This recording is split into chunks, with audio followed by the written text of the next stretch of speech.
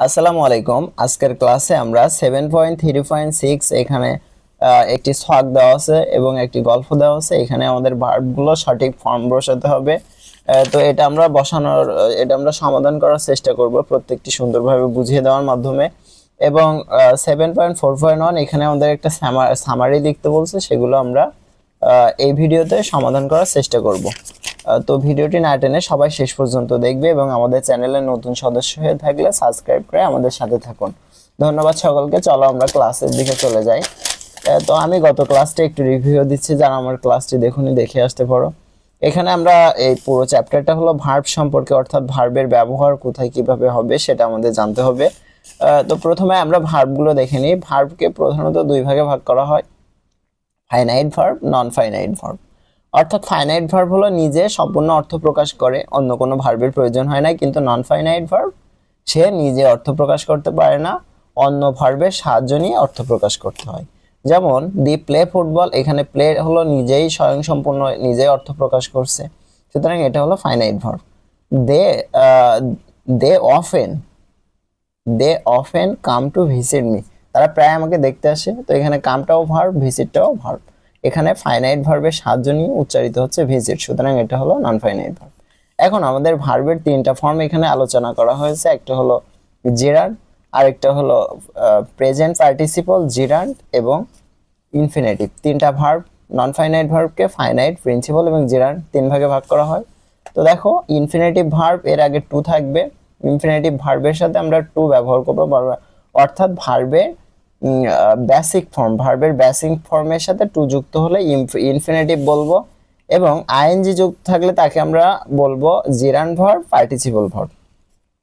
ভার্বের ING form যখন নাউনের মতো কাজ করে, নাউন ভার্ব উভয় কাজ করে, তখন তাকে জেরান্ড ভার্ব বলে। ভার্বের আইএনজি ফর্ম যখন অ্যাডজেক্টিভ ভার্ব উভয় কাজ করে, তখন তাকে প্রেজেন্ট পার্টিসিপল ভার্ব বলে। তো এখানে মেন বিষয় হলো এটা, যখন নাউনের মতো কাজ করবে ভার্ব তখন তাকে আমরা জেরান্ড বলবো, যখন অ্যাডজেক্টিভের মতো কাজ করবে তখন আমরা তাকে প্রেজেন্ট পার্টিসিপল বলবো। তো দেখো, একটা উদাহরণের মাধ্যমে আমরা দেখি বাক্যগুলো। দেখো, এখানে দুইটা বাক্য লেখা হয়েছে। Raising raising early is a good habit, তাড়াতাড়ি ঘুম থেকে ওঠা একটা ভালো গুণ, ভালো অভ্যেস। তো এখানে রেজিং এটা কিন্তু নাউনের কাজ করছে। রেজিং মানে হলো ওঠা, ঘুম থেকে ওঠা। যেহেতু রেজিং নাউনের মতো কাজ করছে, রেজিংটা হলো জেরান্ড ভার্ব, আর জেরান্ড ভার্বের সাথে আইএনজি যুক্ত হয়। আই স হিম প্লেইং, আমি তাকে দেখি খেলা করতে। তো দেখো এখানে এটা কিন্তু অ্যাডজেক্টিভ নাউন বা প্রোনাউনের দোষ, গুণ, আকার, অবস্থান, সংখ্যা, পরিমাপ অথবা নাউন বা প্রোনাউনের সম্পর্কে বেশি কিছু বলে। তো এখানে প্রোনাউনটা হলো আই, প্লেইং মানে খেলা করা। তাহলে আই স হিম প্লেইং, আমি তাকে খেলা করতে দেখেছি, এটা হলো নাউন বা প্রোনাউনের সম্পর্কে অতিরিক্ত কিছু বললে সেটাকে অ্যাডজেক্টিভ হয়। এখানে এটা অ্যাডজেক্টিভ ফর্ম, সুতরাং এটা হলো প্রেজেন্ট পার্টিসিপল। তো চলো আমরা এবার আমাদের গল্পে চলে যাই। এখানে একটা গল্প দেওয়া আছে, গল্পটির থেকে আমাদের ভার্বগুলো পূরণ করতে বলছে। দেখো, বলছে মেনি ইয়ার্স এগো, অনেক বছর আগে, ইন এ স্মল ভিলেজ। এখানে একটু খেয়াল করো, মেনি ইয়ার্স এগো মানে অনেক বছর আগে, মানে গল্পটি কিন্তু পাস্ট টেন্সে আছে, অর্থাৎ অতীতের একটা গল্প বলছে। ইন এ স্মল ভিলেজ, একটি ছোট্ট শহরে, এ লিটল বয়, একটি ছোট্ট শিশু, লিভ বাস করত। তো আমরা জানি যখন ভার্বের পাস্ট ফর্ম ব্যবহার করা হয়, অর্থাৎ পাস্ট টেন্সে সবসময় আমরা ভার্বের সাথে ইডি যোগ করব। সুতরাং এখানে লিভ এটাকে আমরা এর সাথে ডি যুক্ত হবে, লিভড লিখতে হবে। এখানে লিভড বাস করতো উইথ হিজ প্যারেন্টস, তার পিতামাতার সাথে। The boy was quick to anger, সে দ্রুত রেগে যেত অনেক। And termed others with his word, মানে লোকজনের সাথে অনেক খারাপ মিসবিহেভ করতো, খারাপ ভাষায় কথা বলতো। হিজ ব্যাড টেম্পার, তার এই যে খারাপ তার বদমেজাজের কারণে মেড হিম ইউজ অড। তো দেখো, এটা হলো একটা ফ্রেজাল ভার্ব। ফ্রেজাল ভার্ব কাকে বলে? যখন দুইটা শব্দ একসাথে হয়ে একটা অর্থ প্রকাশ করে, তখন সেটাকে ফ্রেজাল ভার্ব। তো হলো এখানে ইউজ অড অর্থ ব্যবহার করা, ইউজ অড অর্থ হলো ব্যবহার করা। তাহলে সে যখন রাগান্বিত হয়ে যেত তখন সে ইউজ অড ব্যবহার করতো হার্ট আদার্স, অন্যদেরকে ব্যথিত করতো। রাগান্বিত অবস্থায় সে এমন শব্দ ব্যবহার করতো যা অন্যদেরকে ব্যথিত করতো। তো এখানে ইউজই থাকবে, কারণ এটা ফ্রেজাল ভার্ব কখনো পরিবর্তন হয় না। He isolated neighbors, kids, and even his friends due to his anger, and everyone stirred. মানে তার প্রতিবেশী, বাচ্চারা, তার বন্ধুরা সবার সাথে সে রাগান্বিত অবস্থায় কথা বলতো, স্টার্ট শুরু করলো মানে তার বন্ধু প্রতিবেশী সবাই তাকে শুরু করলো অ্যাভয়েড এড়িয়ে চলা। তো এখানে আমরা অ্যাভয়েডের সাথে এখানে এটা অ্যাডজেক্টিভের মতো কাজ করছে। আমরা জানি যখন অ্যাডজেক্টিভের মতো কাজ করে তখন সেটা হলো প্রেজেন্ট পার্টিসিপল ভার্ব হয়, সুতরাং এর সাথে আমরা আইএনজি যোগ করব। এখানে দেখো হিজ অর্থ হলো তাকে, তাকে কি করতো সবাই এড়িয়ে চলা শুরু করলো। তো এখানে এটা অ্যাডজেক্টিভের মতো কাজ করছে, আর অ্যাডজেক্টিভের মতো কাজ করলে ভার্বের সাথে আইএনজি আমরা যুক্ত করব। তো এখানে অ্যাভয়েডিং হবে, এর সাথে আইএনজি যুক্ত করে আমরা অ্যাভয়েডিং লিখব। হিজ প্যারেন্টস, আর পিতামাতা অ্যাডভাইসড উপদেশ দিত, হিম তাকে, মেনি টাইমস অনেক সময়, কন্ট্রোল কন্ট্রোল কন্ট্রোল অর্থ হলো নিয়ন্ত্রণ করা। তাহলে তার পিতামাতা তাকে উপদেশ দিত নিয়ন্ত্রণ করতে, যেখানে তে ব্যবহৃত হবে তার আগে টু ব্যবহার করতে হবে। এখানে টু কন্ট্রোল, টু ব্যবহার করছে কেন, যেখানে তে বুঝাবে। তার বাবা মা তাকে উপদেশ দিত নিয়ন্ত্রণ করতে, এখানে তে বুঝাচ্ছে এজন্য আমরা টু ব্যবহার করব। His anger and develop kindness, unfortunately দুর্ভাগ্যজনকভাবে অল দেয়ার অ্যাটেম্পটস ফেল, তার সব পরিকল্পনায় ব্যর্থ হয়ে যায়, সব প্রচেষ্টায় ব্যর্থ হয়ে যায়। ফাইনালি সর্বশেষ the boy's fathers come up, তার বাবা এগিয়ে আসে উইথ আইডিয়া, একটা বুদ্ধি নিয়ে তার বাবা হাজির হয়।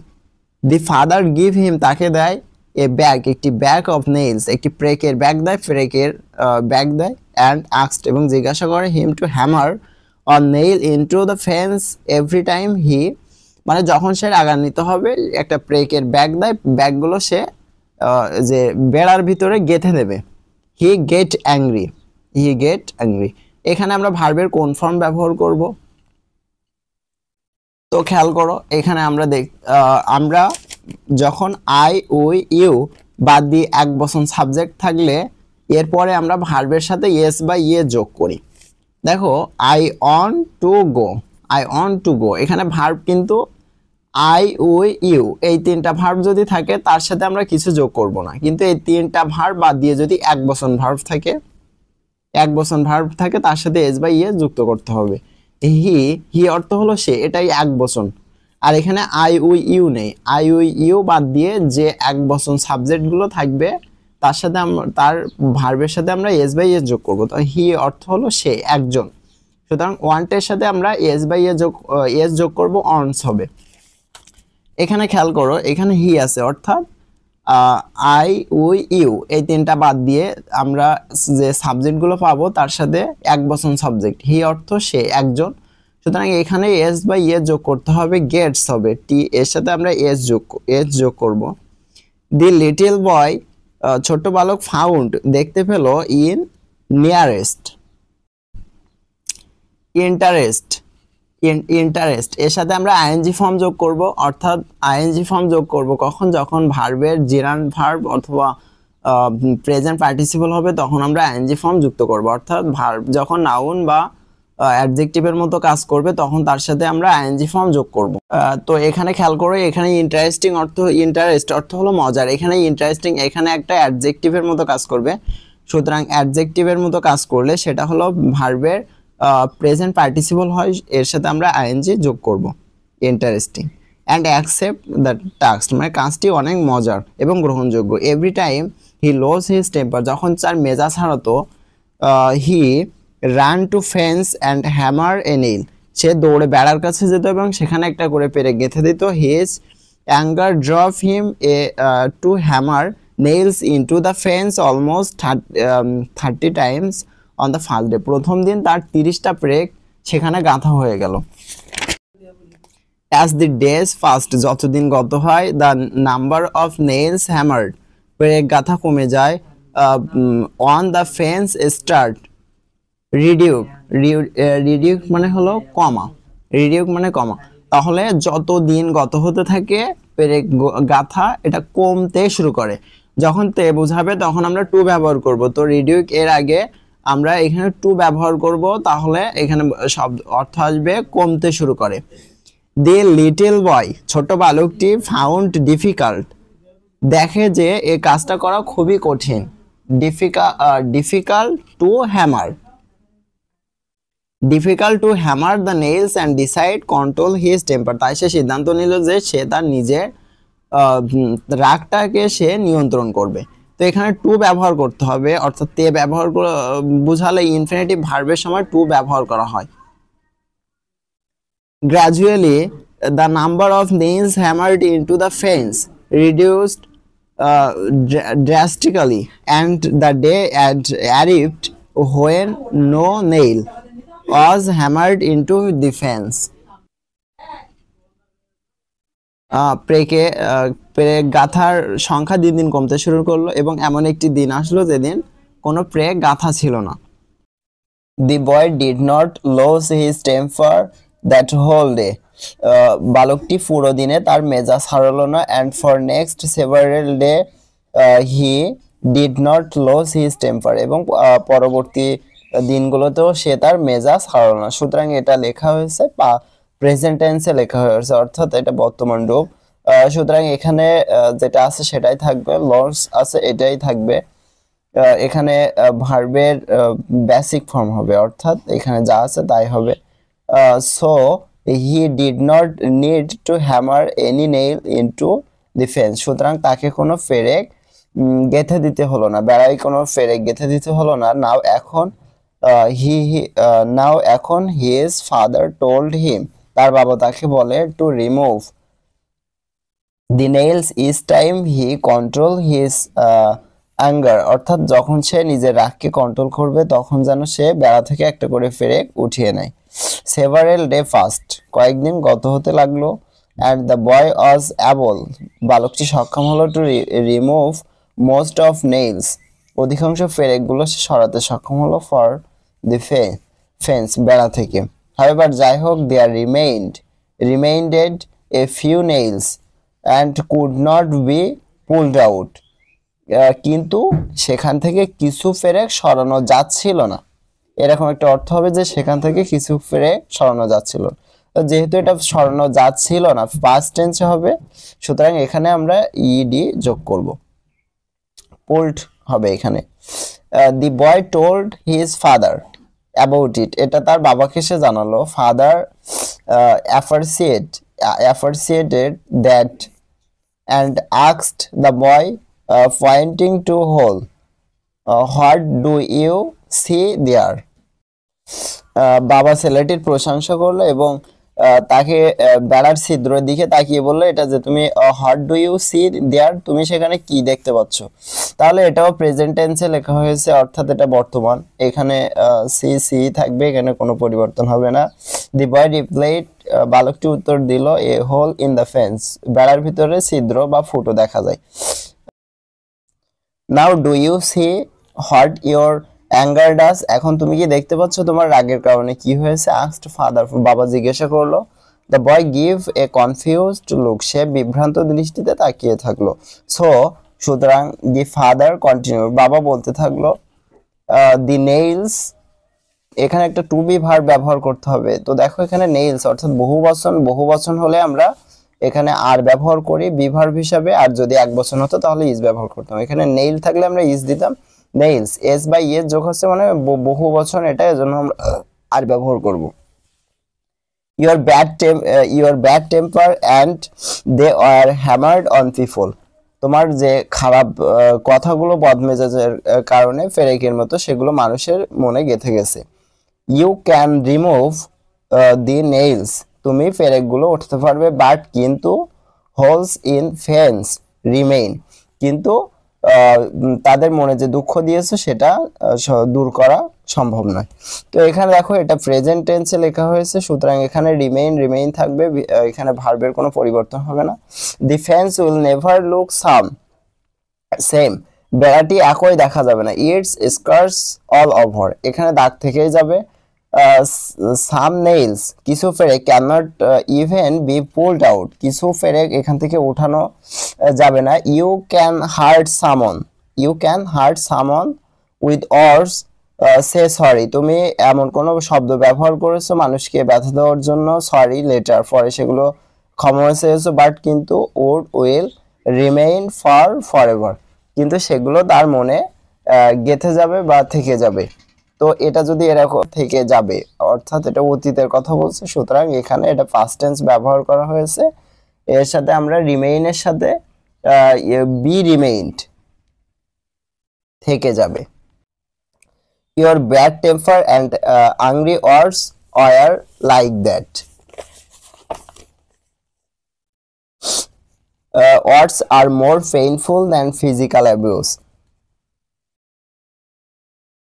তোমার বেদনাদায়ক এবং ক্রোধপূর্ণ কথা এগুলো শারীরিক নির্যাতনের চেয়েও ভয়ঙ্কর, বেশি বেদনাদায়ক।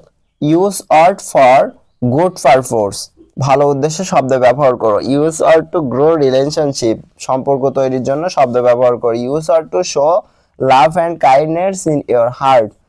দি বয় রিয়েলাইজড হিজ মিস্টেকস, বালকটি তার ভুল বুঝতে পারলো। And did not repeat them, সেগুলো সে পুনরাবৃত্তি করলো না। তো এটাও ফার্স্ট টেন্স আছে, যেটা আছে সেটাই থাকবে। এরপরে খেয়াল করো 7.4.1, now read the story a hole in the fence. Again পুনরায় a hole in the fence এটি আবার পড়ো এবং এখান থেকে একটা সামারি লিখতে হবে। সামারি লেখার যে স্টেপ অনুসরণ করতে বলছিল সেগুলো অনুসরণ করে আমরা একটা সামারি লিখব। সামারি মানে যেটা সংক্ষেপে লেখা হয় এটাকে সামারি বলা হয়। কোনো গল্পকে সংক্ষেপে অল্প কথায় লেখার জন্য সামারি এটাকে লেখা হয় তখন সেটাকে সামারি বলা হয়। তো এখানে দেখো একটা সামারি লেখা হয়েছে, the story reflect on how to control anger and হয়।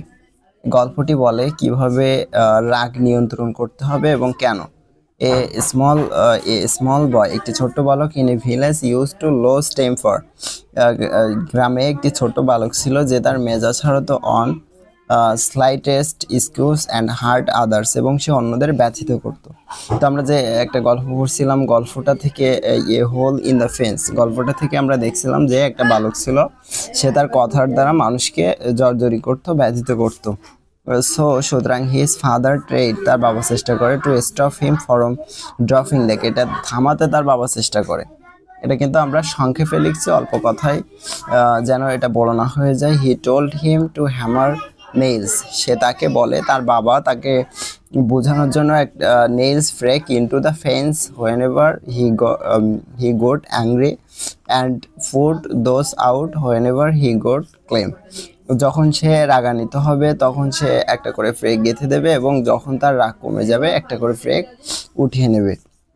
লেটার পরে he showed this son that the holes in the fence still remained, পরে তিনি তার ছেলেকে দেখালেন যে বেড়ার ভিতরে ছিদ্র সেটা রয়ে গেছে। ফাইনালি সর্বশেষ দ্য বয় রিয়েলাইজড, বালকটি বুঝে উঠলো, দ্যাট ইফ হি হার্ট সামন, যখন সে কাউকে দুঃখ দেয়, that স্কার্স remain even after saying sorry, যদি সে তাকে দুঃখিত বলে তারপরে তার মনে যে আঘাত দেয় এটা থেকেই যায়। So we need to have love and kinds in our hertz, তাই আমাদের হৃদয়ে ভালোবাসা এবং দয়া রাখা দরকার। ধন্যবাদ সকলকে ক্লাস শেষ পর্যন্ত দেখার জন্য।